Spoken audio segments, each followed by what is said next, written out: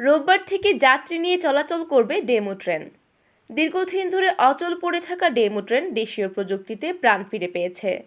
সচল হওয়া demo train রোববার ৯ অক্টোবর থেকে রংপুর পার্বতীপুর রুটে চলাচল করবে। বিষয়টি নিশ্চিত করেছেন বাংলাদেশ রেলওয়ে রাজশাহীর সহকারী chief operating superintendent Mohammad Abdul Awal. Bangladesh রেলওয়ের সিদ্ধান্ত অনুযায়ী রোববার থেকে পার্বতীপুর রংপুর রুটে একটি ডেমো ট্রেন চলাচল করবে। সময়সূচি অনুযায়ী প্রতিদিন বিকেল ৫টা ১৫ মিনিটে পার্বতীপুর থেকে ছেড়ে যাবে এবং সন্ধ্যা ৬টা ১০ মিনিটে রংপুর পৌঁছাবে। আবার সন্ধ্যা ৬টা ২০ মিনিটে রংপুর থেকে ছেড়ে সন্ধ্যা ৭টা ২০ মিনিটে পার্বতীপুরে পৌঁছাবে। চলাচলকারী ট্রেনটির কর্মদক্ষতা সন্তোষজনক হলে ভবিষ্যতে পার্বতীপুর থেকে দিনাজপুর, পার্বতীপুর থেকে কাউনিয়া ও কাউনিয়া থেকে কুড়িগ্রাম রুটেও চলাচল করবে। রেলওয়ে সূত্রে জানা গেছে, ২০১৩ সালে ৬৫০ কোটি টাকা ব্যয়ে ২০টি ডেমো ট্রেন আমদানি করা হয়।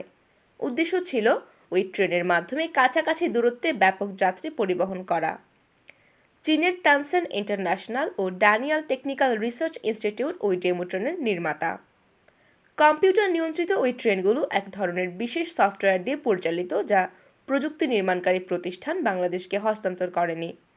এর মডিউল বিকল হলে নতুন মডিউলের সঙ্গে সফটওয়্যার সেটআপ দেওয়ার প্রয়োজনীয়তা দেখা দেয়।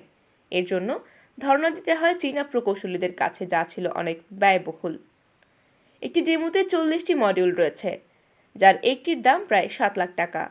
চীনা প্রকৌশলীরা প্রযুক্তি হস্তান্তর না করায় একটার পর একটা ট্রেন বিকল হতে থাকে। এ বিষয়ে বাংলাদেশ প্রকৌশল বিশ্ববিদ্যালয় বুয়েটের সাবেক শিক্ষার্থী ও আণবিক শক্তি কমিশনের সাবেক কর্মকর্তা প্রকৌশলী মোহাম্মদ আসাদুজ্জামানের সহযোগিতা চাওয়া হয়। আসাদুজ্জামান ডেমো নিয়ে গবেষণা শুরু করেন। গবেষণাগার হিসেবে তিনি বেছে নেন সৈয়দপুর রেলওয়ে অফিসার্স ক্লাবের একটি কক্ষ।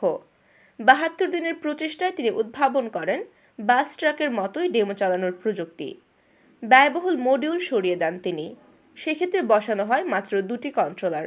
এতে চালু হয়ে যায় অচল অ্যাক্সেস ডেমো ট্রেন।